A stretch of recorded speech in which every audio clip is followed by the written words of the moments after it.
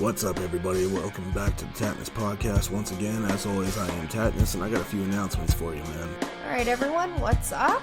This is Blue, and today, Tattness and I are going to do an interview about the man behind the magic, Tattness. So, I'll start this off by asking, what made you want to start the podcast? Endless fucking people telling me I need to do it, personally. I mean, you know, you get your agents, you get your fucking, you know, in MMA, you get your trainer who wants to see you branch off and do other shit, and all sorts of shit like that, and, you know, it just becomes the whole thing, where you gotta understand that in MMA, you can't do that shit forever, and people, you know, will question me all the time, like, why do you fucking do the business, the clothing line, the fucking podcast, MMA, you know, are this all this other crazy shit? And then, you know, my trainers asked me, how do you feel about the idea of, like, acting at some point? And I was like, fuck, I never thought about that, but why wouldn't I? It sounds like a lot of fucking fun. You know, people are like, why do you do all this crazy shit? Well, you work every day, don't you? Mm-hmm. You know what I'm saying? Yeah. Like, you have to keep busy. Absolutely. So, what made you want to get into MMA? I was always, growing up, you know, I'm an 80s kid, man. I was born in 83, and I just grew up watching shit like He-Man and G.I. Joe and fucking, you know, all this shit, right? So, it was like everything I grew up with, you know, pro wrestling, all that shit, everything I grew up with, every dude was like this monstrous, muscly fucking, you know, larger than life character. And to me, I guess I just grew up thinking that's what dudes are supposed to look like. And so I started to really hit the weights, you know, years back, and fucking now I'm 6'5", 265 typically. And, you know, it just kind of became a normal transition. I think that it was like, I love the competitive nature of it. So I just decided, like, this is for me. And, like, I'm not a violent person at all. But I don't view it as violence. I view it as, like, we all know what we're getting ourselves into. And, you know, the strategy of it all I love. I think it's such a fucking competitive sport. And it really speaks to my competitive nature. Okay. Who would you say, or what is your biggest influence, both in work and in life? Holy shit. That's so broad, just because I have so many. Yes. But what would you say are your top dogs? Oh, fuck, dude. I don't even know. I mean, like, everything I've accomplished to this day has been an like, absolute result of my son who passed. Before he passed, I wanted to just make him proud. I wanted to fucking have my name cross his ears everywhere he goes. Whether he would understand it or not, didn't matter. And, you know, I've had so many influences along the way. So many people that are so fucking intelligent, it's unreal. Arnold Schwarzenegger, one of the smartest cats on the fucking planet as far as I'm concerned. Dwayne Johnson, very fucking hardcore work ethic that I always loved, and I modeled my shit after. Vince McMahon was somebody who never sleeps because the motherfucker works all the time, and I love that. That's my mentality. 50 Cent was the same way. I'll sleep when I'm dead, because right now I have that opportunity to fucking, you know, crush a dream, man, and do what I do and live my dream out. Why would I sleep through that? And I totally agree with that. And there's so many other people, man. It never ends. There's so many people that are just so fucking intelligent. And that's the thing, is you pick parts of everybody. And, you know, so anyone, I always say, dude, anybody that fucking says that they are self-made this or self-made that, bullshit. Nobody is self-fucking-made. C.T. Fletcher, another huge inspiration to me, man. That dude fucking made me push myself so hard. I used to be 180 fucking pounds at 6'5", dude. Do you know how thin that is? Oh, yeah. And then I became 265, pure fucking muscle, because that cat fucking whipped my ass with just motivation. Among other people, of course. But, you know, it is what it is. There's so many fucking influences out there. You pick what you love about each one, and you kind of mold yourself after that, I think. Perfect. Going back to your MMA career, what is your favorite fighting style? And you say your least favorite fighting style. I'm not into kicking. Like, I love kickboxing.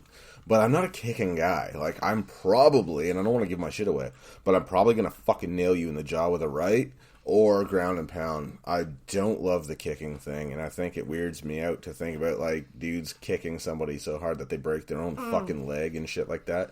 It just weirds me out, and it just, I don't know, for someone my size, it just feels unnatural. I'm a powerhouse type. I love powerlifting. I lift for powerlifting, I lift for fucking strength building, and I lift for size. So I have all of that going. So, like, I will ragdoll you before I will ever kick you. But then you never know. Maybe I will fucking kick you. You don't know. Keep them guessing, right? I ain't giving my playbook away, dude. Well, absolutely. Yep. What is your dream MMA match? I personally know the answer, but I think everyone's dying to know. Brock Lesnar. 110% Brock fucking Lesnar, out of sheer respect. That dude did so much great shit. Like, just the way he went about getting in UFC, the fucking way that he didn't take no for an answer. He would not be taken seriously. He lost his first fight, and he blamed himself and no one else and said, man, I trained to not make that one mistake. And then I made that one mistake. Because guess what? He's a fucking human being. And he humbled himself and realized, man, when you're in it, like, you tell yourself, don't make that mistake. But when you're in it, it's so fucking hard to remember that kind of shit. Because you're so in the moment. And I loved that he was so humble and said, fuck it, I lost, but I hope it ain't over. You know, and I think the other one would have to be Derek Lewis. That dude is my spirit animal. Because guess what, dude? More often than not, my balls was hot, too. Mm-hmm. So, I feel you. Yeah, we hear you, Derek. What would you say is your most memorable fight? Oh, that's easy. That is so easy. Like, I fucking will never forget the one with this dude that was a friend of mine. He still is. Great guy. Built like a brick fucking shithouse. This dude benches stupid amounts of weight. And I remember it wasn't even like an actual fight. It was more of a fucking, like, sparring match. But we go all out. And, fucking he nailed me so hard in the face that I didn't realize. I sat down in the corner because the round was over. And I said to my trainer, dude, what the fuck's this guy's problem, man? Like, I'm going to go fucking nuts on this guy. What the fuck is his problem? And he looks at me kind of weird. He's like, you know you're in a fight, right? And I just kind of shook my head. I was like, oh, yeah. Like, it was almost like a concussion on the spot, but not quite. Where it's just, you know, you get leveled and you black out. And you're like, what the fuck is this guy's aggression about? Like, I didn't do anything to him. Mm-hmm. And then it's like, oh, wait, you're in a fight. Do you even know where you are right now? I whipped his ass, by the way. And I shout out to him because he knows. Like, he was super cool about it after the fact. I beat him. And he hugged me and said, fucking, you're going to go far with this. And it's going to take a special kind of motherfucker to beat you because I gave you everything. And I was like, don't sell yourself short, my dude. You hit like a fucking horse, dude. That shit rattled me. Something fucking awful. But you grow up in an abusive home, right? Like, you're so used to a grown man wailing on you as a child that, like, now I'm kind of fucking hard to rattle. So, but he fucking gave it to me, dude. Well, so, Tattness, you're also an artist as well as a fighter. What would you say is your favorite art form or medium? Oh, shit. I used to love painting. I love graffiti. I loved painting with acrylic paint, but then I got into Copic markers. And those motherfuckers, because I grew up not reading comics, but, like, just loving the art of the comics. So they look so much like comic art if you know what you're doing. And I've literally got a couple $1,000s worth of fucking Copic markers. Because these motherfuckers are $8 a piece. And I've got a shit ton of them. And I do a lot of fucking art. And I know people always ask me, like, oh, do you sell your art? No, I don't. I give it away. I don't want people's money. I don't need people's money.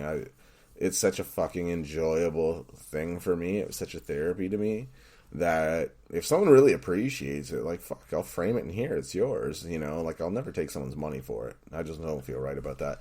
But I fucking love Copic markers. And I do love painting, but I just don't see myself going back to that after Copics because they're so fucking good, you know? Mm-hmm. But I think, like, art-wise, like, sometimes I'm in the mood to do portraits. Sometimes I want to do graffiti. Sometimes I want to do comic art. Sometimes I get in a retro mood and I just want to do retro shit. So, all sorts of stuff, man. I don't limit myself. Absolutely. Forward with that, who would you say is your favorite comic artist and tattoo artist? Comic artist, I know it's a given to say Stan Lee, because that's kind of where my influence started as a kid. I started drawing when I was like 5 or 6. But to go beyond that, I think 1996, I think it was, when I first discovered Spawn comics. And McFarlane is so fucking dope. Like, that dude's attention to detail made me up my game. And I was like, I need to do my art now with that kind of detail. And now it's fucking crazy that people always say to me, dude, your fucking attention to detail is absurd. And I'm like, I just smile because I remember the first time, when people say that, I remember the first time I went with my buddy Andrew in 7th grade, I think it was, to a comic shop, and I saw my first comic cover of a Spawn comic, and I was like, the fucking detail on this is fucking unreal, dude. And I just like tripped out, you know what I mean? And I just needed that shit to take home to draw. So I was like, I need to buy this, like, immediately. I would even get like Ren and Stimpy comics because I was a huge fan of Ren and Stimpy. Mm-hmm. And like I'd flip through and there'd be a picture ad, full page, for the Spawn video game. So of course there's a picture of Spawn, and I would sit and I would draw that picture, like trying to get that whole, attention to detail down, and it was such a blast. Absolutely. Well, what would you say is your favorite movie? Holy shit, that is impossible. I love movies so much. It's stupid. Like, I can't... If you were to break that question up into categories, I still couldn't do it. Really? Like, comedy-wise, I have so many. I love Grandma's Boy. I love pretty much anything Will Ferrell does. Old School is so fucking good. Horror-wise, I love Halloween and Nightmare on Elm Street. I fucking love all sorts of movies, dude. Shawshank Redemption's so dope. First Fast and Furious, super good. They started to get a little weird along the way, but I still watch them because fuck, why not? Evil Dead, Army of Darkness, super good. Dude, I fucking love movies. Like, there's so many. They Live is one of my favorites ever. I love Carpenter work, so, anything John Carpenter does, I'm pretty on board with, for the most part. Same with fucking, Wes Craven, kind of same shit. But to pick one, I don't think I can. I think it's kind of like a mood thing. Fair enough.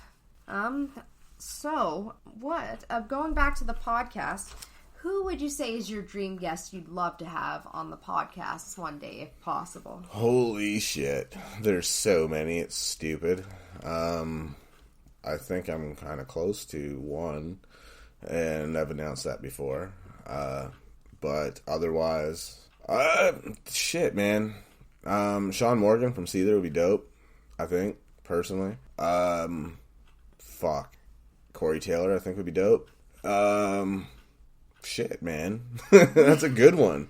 That's a good question. Like, any of the older, like, fucking pro wrestlers, I think, would be dope, because they're such smart dudes. I'd love to fucking kick it with fucking Schwarzenegger and just kind of shoot the shit back and forth, because he's so smart. Absolutely. He is such an intelligent dude. C.T. Fletcher, I'd love to have. There's a few, for sure. Absolutely. Joe Rogan, even. Super dope. All right. Well, I'm going to go to a little more of a serious topic, but I'm sure a lot of people are curious about. But can you tell us about your son and his condition he had, NKH? Oh, fuck. Yeah. It's a tough one. There's so little information on NKH, but Madden was born in November, and they basically told us he had 2 weeks to live, and this is a couple of years back now. And it was a fight. It was the fight of our lives, my ex and I love her to death. I do. Things change.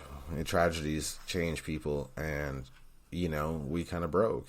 The two of us really fell the fuck apart. and we still loved each other very much. We still do, I think. I know on my end I do. I just, once he passed, I think all communication was kind of, it's just hard. It's very hard to talk to somebody knowing that it just brings up a lot of memories of what will never be, because we had so many plans for this child, and then we're just pulled into a fucking very cold room one day, and they flat out say, so basically here's what's going on with your child, and he's going to die. Deal with it.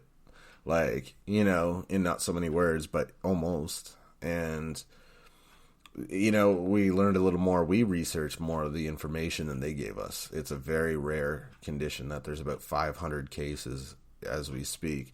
And I follow every family that I can that deals with it and that goes through it. And I speak with them and I talk to them and I try to give them my story. And this November, actually, my clothing line, Tattness Co., is going to be donating some clothing to a charity that is in the U.S., our neighbors in the U.S., that approached, me, and we kind of talked, and I decided to volunteer to donate some clothing for them to raffle off for NKH research charity money. And they, bless their hearts, fucking asked me if it would be okay with me if they were to tell Maddens' story at the event. And I fucking was so stoked that, it just meant so much. It truly did. So NKH is a really extremely rare genetic condition, and it's extremely rare because both parents have to carry the gene that causes it. I strongly suggest you look it up because it could happen to any single one of you. But I don't know how much further to go into that whole thing. It's quite a big deal. Absolutely. And I mean, everything I do is for Madden, and any family that goes through NKH right now, I try to reach out to them and let them know it's not over. Just because textbooks say that they have 2 weeks, this, that, and the other. Madden decided his fight was over on his terms 9 days after he turned 2 years old, in spite of them saying he had 2 weeks. So I try to tell families, it's not over. They don't have... NKH babies have their own agenda. They haven't read the textbooks, man. They do what they fucking want to do, and they hang in there. So there's always hope. Absolutely. Why don't you tell us about your other business ventures? Because I know you say Madden is a driving force behind everything that you do. Yeah, well, Tattness Co. started in 2016 because Madden was conceived, and I wanted him to have a business to take over. So I started this clothing line, and it was so ground up. It was my ex and I kind of, she was doing the IT stuff because I am so illiterate with computer shit. It's fucking unbelievable. So she did all the cool shit that I didn't know how to do. I learned how to do all the computer generated graphics and shit because I turned my art into computer generated shit and to put it on clothing, and I designed everything fucking from the ground up. I did all the sales, I did all the research, I did fucking everything in terms of the creative. I reached out to so many people. I got models, to model the clothing, to do everything. I've done interviews regarding it. It was just crazy. It just kind of fucking, we were doing this in Ontario, Canada, in the fucking shithole basement apartment we were living in. And now, look where I'm at. It's so weird. But it was all for him, man. It was, even after he was diagnosed, and I was like, okay, he's not going to be able to take over this business. Because even if he survived to be 30, they said he'd never walk or talk. His brain would be so just fucking ravaged by this condition that he can't do all that shit. So, every year, Christmas, I decided Tattness Co. is going to fucking donate a bunch of gifts, brand new, to children that couldn't afford, whose families couldn't afford to give them at Christmas, in honor of Madden, because it's so important. If his condition didn't allow him to appreciate the toys and whatnot, I thought it was kind of something important to do, that in his honor, these children can appreciate those things. And I've helped so many fucking families right now. It's crazy, and it just makes me so happy. So, the clothing line kind of facilitated all that. Absolutely. You were in the restaurant industry at one point. You owned a bar. Yeah, that was before college. I was 30 or 29 even, and high school dropout, fucking just never gonna be told that I'm not gonna do shit. And so I was in the restaurant industry and as a manager and a head chef and all this, and I always said I'd never do that kind of work. Never. Too stressful. Find myself in a position where I really fucking need it. I need the work. That's who calls me. I jump on the job. Day 2, I become manager. And then, before you know it, they close their doors because of financial shit. It's a small town, whatever. And they bring me over to the bar across the parking lot in the plaza and said, hey, you guys want to turn this around? This is your guy. I'm always in their debt for that, where they fucking said, this guy knows business and he will turn this around. So they spent a couple weeks with me just kind of negotiating, and I took over the bar.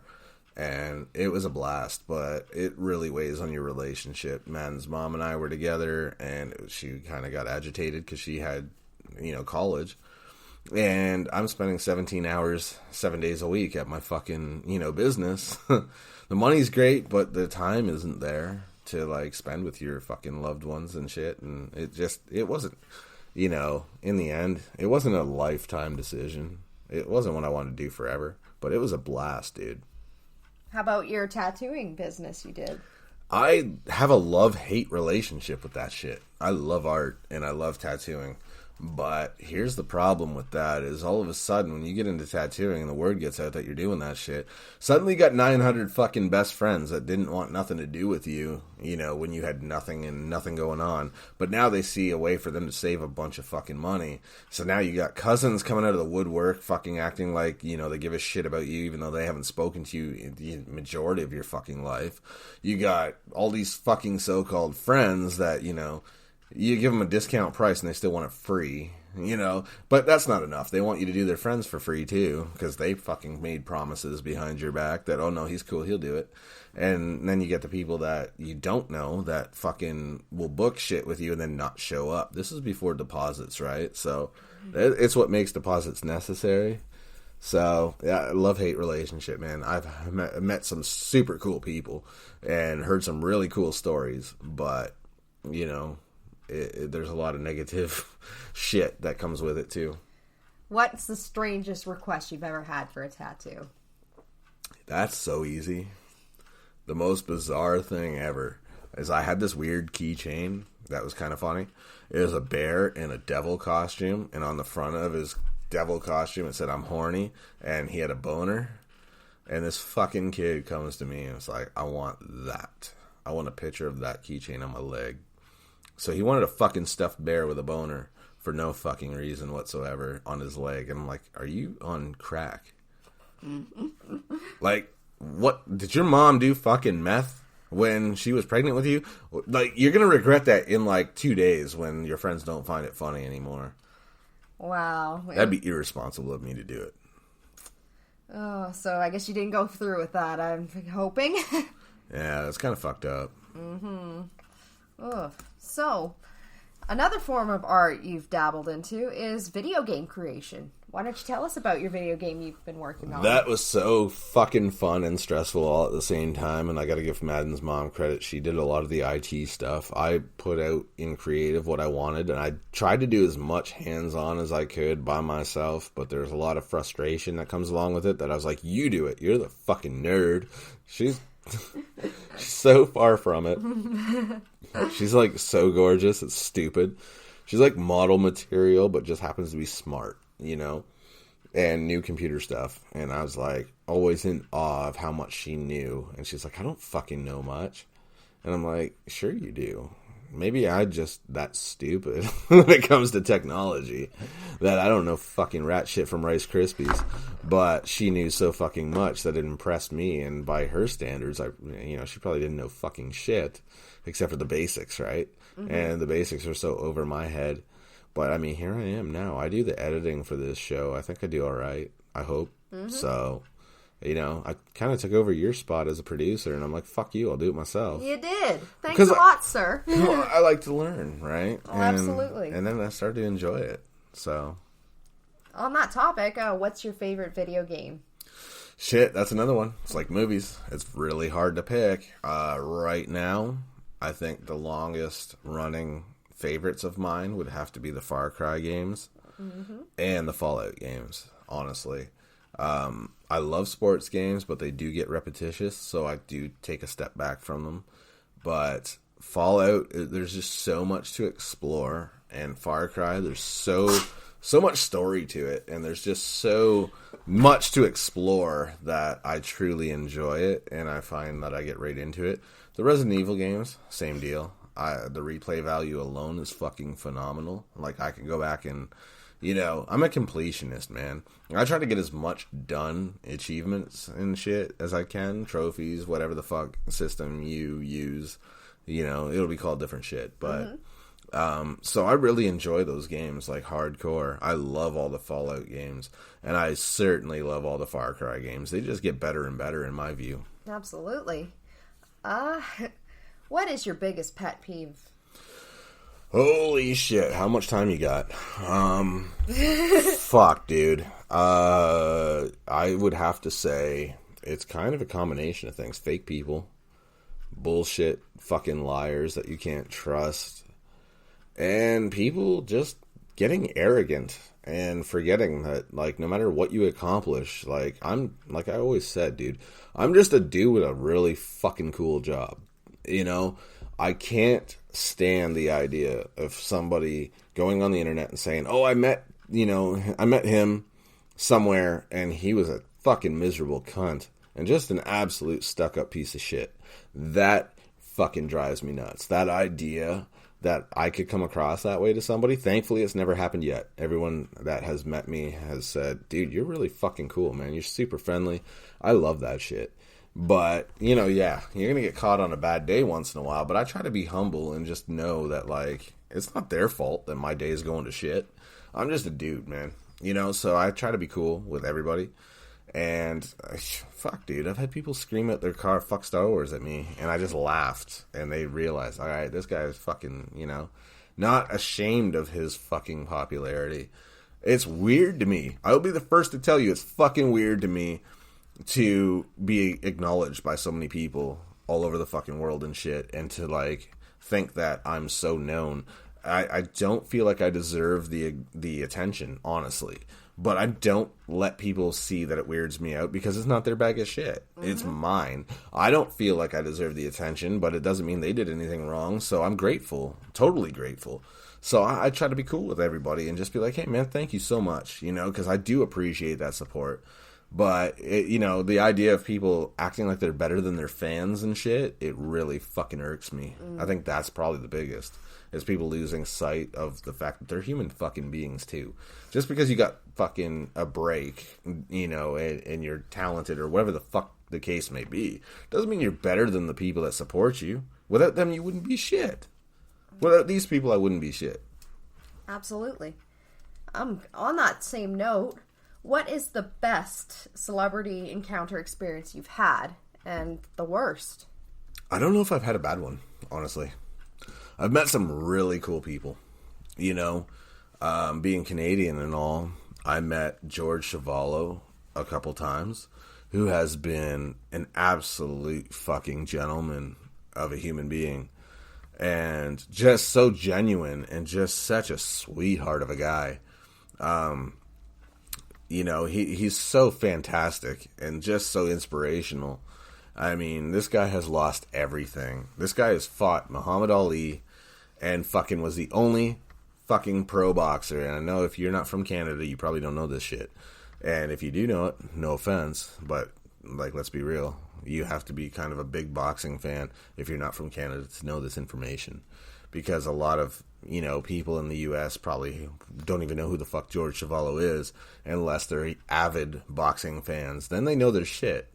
So for those of you that don't know, George Chuvalo is a Canadian that I've met a couple times around here who lives in the areas that I grew up in. And he fought Muhammad Ali more than once, and Muhammad could never put him down. Not knocked out, not knocked off his feet, nothing. And if you look it up, he's even gone on record to say, he is the toughest man I have ever fought in my life, and no, I don't want to fight him again. George Chuvalo may have lost via decision, but he ended up going out that night, dancing with his wife to celebrate a good fight, while Muhammad Ali spent his next 2 nights in the hospital pissing blood. So he said, I may have lost the fight, but I damn sure don't feel like I lost it. You know what I mean? So he was such a sweetheart of a human being, and his story is very sad. He lost all his children to drug overdoses, lost his wife to suicide out of depression of losing his family. But instead of feeling sorry for himself, he went around to high schools and talked to, high school kids about fucking not falling into the trap of drugs. So I think that truly is a fantastic, fucking way to do things and a way to cope. Anthony Corelli, another human being that I absolutely adore. Such a great guy. Meeting him was such a life changer.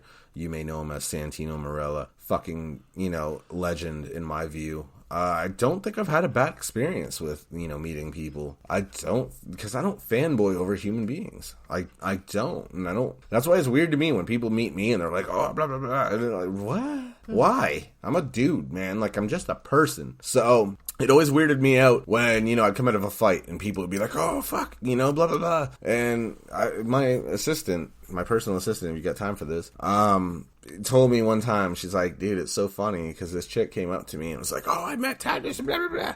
And she was so excited, just like talking my ear off about how much of a chill dude you were and that you just fanboyed out with her about, one of your favorite fighters and blah, blah, blah.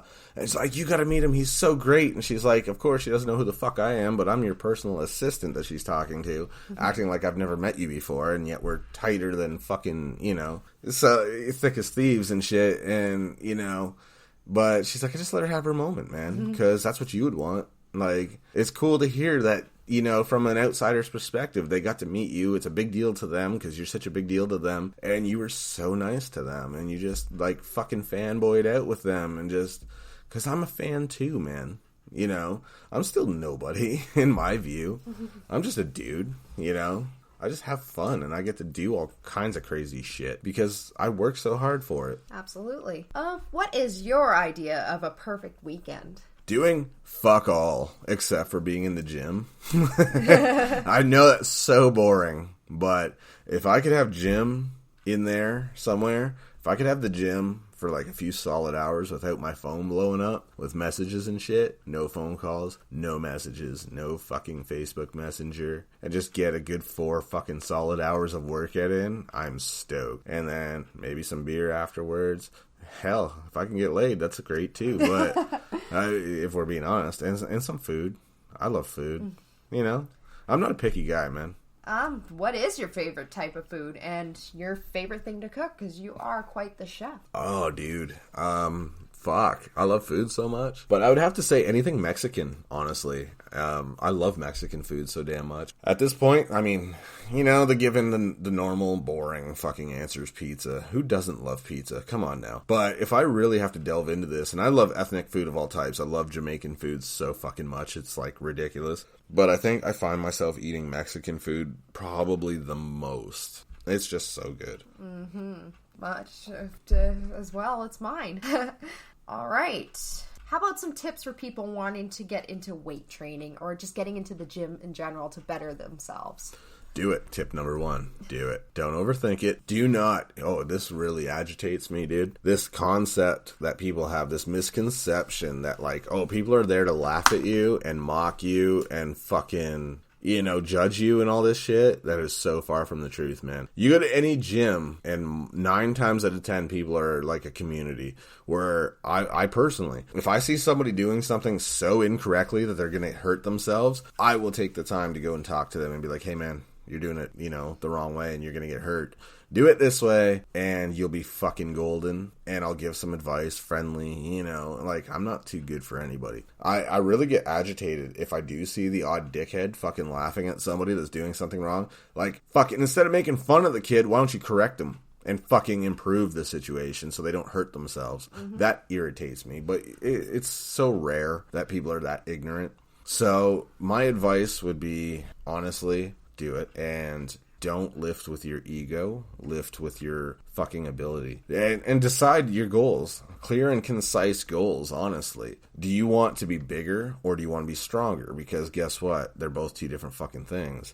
If you want to be a weightlifter, then you're going to lift the heaviest shit you can get, and that's your goal, is to build up till you're lifting the heaviest thing they got. I do that, but I also train different ways. So if you want to get size and you just want to look fucking huge, lift lighter weight that's still challenging, but something you can do so many reps that you get that blood pump, because that's ultimately going to make your muscle grow. Lifting super heavy. I've seen guys lift fucking 200 pounds and they're still small because it's about strength, not size. It's such a weird science that people will argue. You'll hear a lot of bro science. Best advice, stay off the fucking internet. You know what I mean? Just don't.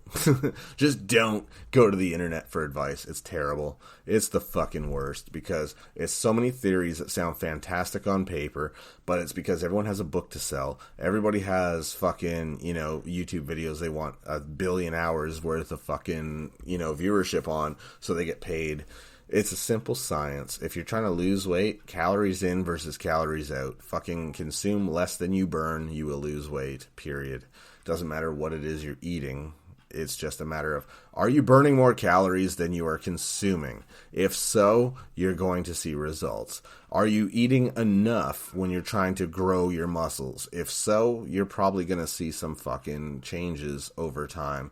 You're probably going to see some mass gain, and you're probably going to get bigger. So it is what it is. I mean, at the end of the day, just stay off the fucking internet and talk to people that know what they're doing, and don't spend money on personal trainers. Fuck it. Contact me at tattnesspodcast@gmail.com and I will fucking give you personal advice for free. But don't spend your money on personal trainers. Sorry, personal trainers, if that's what you do for a living. Some of you are probably fucking golden, but a majority are terrible. They don't care. They don't get paid enough to care. The gym gets paid fucking amazing, but the fucking personal trainers don't see a lot of money, honestly.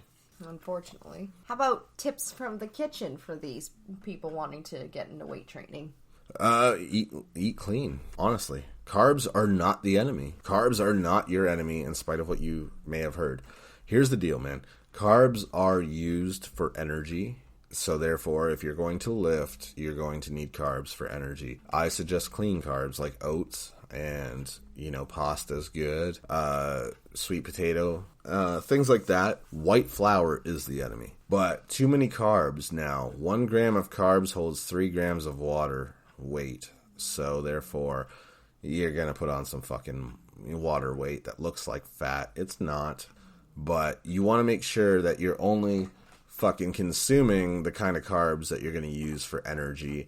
Your body also needs carbs after your workout to repair the muscle cells. It's not just protein. Everyone thinks it's fucking just protein all the time. But 1 gram of protein per pound of body weight is ideal. Sorry, it's hard. At 265, for me to get at least 265 grams of fucking protein in me is a struggle every day. Mm-hmm. And I eat a lot of meat, man. I eat a lot of red meat. I do the protein shakes thing. I don't recommend relying on protein shakes. It's not as good as real food. So eat clean. Processed foods, no. And don't worry so much about the sodium, because if your sodium is too deficient, your strength is going to go to shit as well. So best advice, just eat healthy. Ultimately make sure that you know what you're consuming in terms of carbs and protein, and that's a good start. And proper fats, of course. Oh, absolutely. Like fish oils. Mm-hmm. Going back to your own personal life, what would you say is your favorite place that you have lived? Because I know you lived in many, many different areas in your lifetime.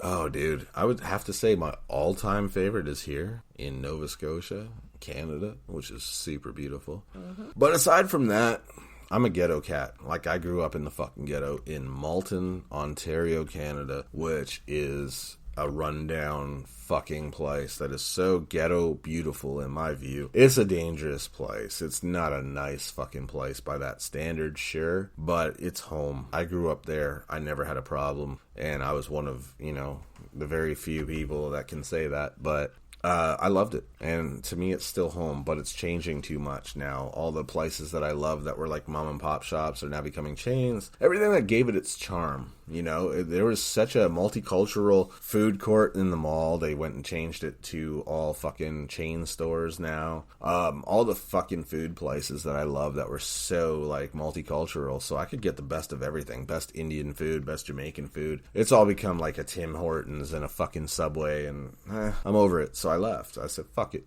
and I moved out to Nova Scotia, another couple provinces away, and it's the best fucking decision I ever made. It's beautiful out here, and this show gets so much support out here. It's unreal, so thank you guys so much, man. Absolutely. Crazy. Another question. You have quite the collection of tattoos. What would you say is your favorite tattoo of yours, and what are some of the stories behind your ink? My all-time favorite would have to be Maddens' name on my forearm. Hands down. It was done so unbelievably well by somebody so unbelievably talented. Allie B, thank you so fucking much. I love her to death, man. She is such a sweetheart, such a great human being, and did such an amazing piece. And it's so important to me. So thank you so fucking much for doing that. I've got a lot, as you said. Mm-hmm. But obviously, hands down, Madden's name is the most important. And then I got a tribal bumblebee because the NKH symbol is bumblebees for the babies that, and I wanted a badass fucking bumblebee to show what a badass fighter he was. He was a fucking warrior, dude. They gave him 2 weeks. He shoved 2 years down their throat, and 9 days after he turned 2 said, okay, now I'm fucking done, and I'm going on my terms. So could not be more proud of that child, dude. So people feel bad for me and shit, and it's like, I don't. I mean, yes, it hurts. It hurts so much. But he's such a badass, dude. And he is such an inspiration to me. And I'm so fucking proud of him that, like, I can't be feeling sorry for myself, because as much as a fucking terrible loss as it was on his terms. He decided when he was done, and he decided that his fight, he had nothing left to prove. So anything that reminds me of him, my body's kind of become a shrine to his memory, honestly, and I don't even care. Like, I wouldn't have it any other way. If that's weird to people, so be it. He was my everything. He's my warrior. So absolutely, it's just my way of letting him know he'll never be forgotten. All right. I want to go back into a little bit of the Halloween spirit. Who is your favorite horror icon? Shit, you're going to do this to me, aren't you? Oh, you know it. Well, I got to go back to my old school fucking, my origins and have to say Freddy. Easily, hands down. First favorite, for sure, because I grew up with that, like, all the time. In the 80s, that was kind of like, I was beaten over the head with Freddy, everything. I would sit and watch my cartoons on a Saturday morning, and then one of the commercials that would come on is like a Freddy hotline to call. In broad daylight, like they would hit you with this shit in the middle of the afternoon on a weekend. They didn't care. They were milking that for all it's fucking worth. Then you go to like a store, and there'd be the Freddy talking dolls that got pulled off the shelves eventually because it was scaring children, because people don't know how to be parents and are buying these things for their kids that are underage, and fucking it's saying pretty hateful shit that makes them terrified. But second favorite would be Myers, for sure. Easy. No love for Jason Voorhees? I mean, I got a history with Jason, so, no love lost there, but I don't hate him either. I did feel sorry for him in Freddy vs. Jason, I'll give you that. I felt bad for the motherfucker, but not on the top of my list now. Sorry. Well, and like you said, we have a standpoint here. He's up there. He's up there for sure, because, the guy's a fucking legend, but to go with that, like you said, we have a policy here. Fuck Roy. Yeah, and going back to your other question way back, Kane Hodder would be someone I'd love to have on the show. I would fucking love to talk to him, because he's such a brilliant actor. Oh, yes, absolutely. Well, I think we'll get to wrap this up, but here's a question that I think a lot of us are wanting to know. Where do you see yourself in the next year, maybe 10 years? Well, if you ask certain people that know me, they would suggest world domination is kind of the route that I'm on. I don't know about all that. It's funny to talk about, and it's cool, because every fucking day I wake up, I've reached a new place that I've never been to before. My show's been heard in places I've never been to, and that's super cool. But I don't know. I honestly don't know. The only thing I always said, the only thing that's for sure is that nothing's for sure. You know what I'm saying? I just do shit that I decide is for me, and I will never sell out and do things that aren't me. I will never do something just because I can to make a payday. I will only do what interests me because it's true to who I am. So it's hard to say. I mean, I've got an autobiography to fucking write still. That's kind of part of the deal that I agreed to that I would do. There's a documentary I got to do. That's kind of like in those weird stages, and a lot of shit, man. There's so much stuff I'm not done yet, you know what I mean? So 1 year from now, I have no idea, honestly, what's going to be done. MMA is still not off the table for me. I took some time away because of my son, passing and his condition leading up to that. But I'm obviously not forgotten about thanks to these awesome people, because fucking they're listening to my show, so they know who I am. And that's super cool that people aren't so quick to just write you off and move on to the next thing. Some people don't have the attention span of a fucking walnut these days, and that's fucking refreshing to see. So I thank everybody so much for the support. But to be honest, in 1 year from now, I could be doing all sorts of shit. I don't even know. I don't limit myself. That's the biggest advice I could give, is the only limitations you have are the ones you make for yourself in your head. When you start telling yourself you can't do something, man, then you kind of shot yourself in the foot. So I don't limit myself. Whatever the fuck comes across my attention that strikes me as something I would be interested in attempting, I do it. And I don't stop until I succeed. Absolutely. So I really can't answer that. Like, in a year from now, we're not promised tomorrow, man. So I can't fucking say a year from now what I'll be doing. But I know it won't be sitting around doing nothing. Well, absolutely. All right, well, here we are. We have learned some more facts about the man behind the madness, Tattness himself. Isn't it fucking crazy? I mean, you see a lot of what goes on. Oh, yeah. It's nuts. It is. And, a lot of the questions come from, people, because I'm terrible, and I don't have time to answer all sorts of fucking questions. So it's cool to be able to kind of put that out there, because it's not that I don't want to, interact with people or answer questions. It's just life gets so overwhelming, and there's so much personal stuff going on too that people don't know about. So it's you gotta find that balance, and you want to answer questions thoughtfully and not just fucking quick one word answer kind of deal. You want to put some thought into it and really address the question like you give a shit, because I do. And so it's so important to me to feel like I've done them justice with, they put in so much work and so much thought into the question. I want to kind of have an answer that reflects the same, and fucking answer people with a thoughtful answer, so they realize they didn't just sit around wondering what to ask, or sit and wonder about a question for so long that they finally get the guts to fucking ask you. And I get it, man, dude. I've done so many fucking interviews now that people worry that, oh, you've probably been asked this 1,000 fucking times, so it probably is just gonna make you roll your eyes and bore you and all this crap. That's not true. Yeah, you get asked a lot of shit, but, when it comes from a specific person that genuinely wants to know the answer, I think it's cool to just kind of act like it's the first time you've heard the question and fucking really touch base with that person. I think it's so important that you touch base with your fucking fan base and your supporters, because, again, without them, you're nothing. And you're just a human being with a cool job, and all these people make that possible for me to do what I do, and I love that shit, and I thank them so fucking much. And so, if they're gonna take the time to think of these creative questions and ask me, some pretty thought-provoking shit, and some thoughtful shit that they've put a lot of fucking time and thought into, I think the fucking answer should definitely match the question, and not just be a one-word answer or some fucking nonchalant bullshit that I pull off the top of my head and hit them with some boring fucking answer, And I'm not saying my answers today have been groundbreaking, probably not. Yeah, Mexican food, real fucking exciting. But I mean, I love Mexican food. What do you want from me, man? I'm human. Hey. I would love to come up with, some big fucking fancy, answer, but I love Mexican food, dude. Of any kind. Oh, yeah. Hit me with a fucking enchilada or a burrito or something, and I'm so jazzed. I'll be your best friend for life, honestly. Shout out to Habaneros in Nova Holy Scotia. fuck, are they ever good. Burrito Boys in fucking Ontario, and Habaneros in Nova Scotia. I mean, no matter where I go, whatever I call home, y'all got me covered, and I'm so grateful.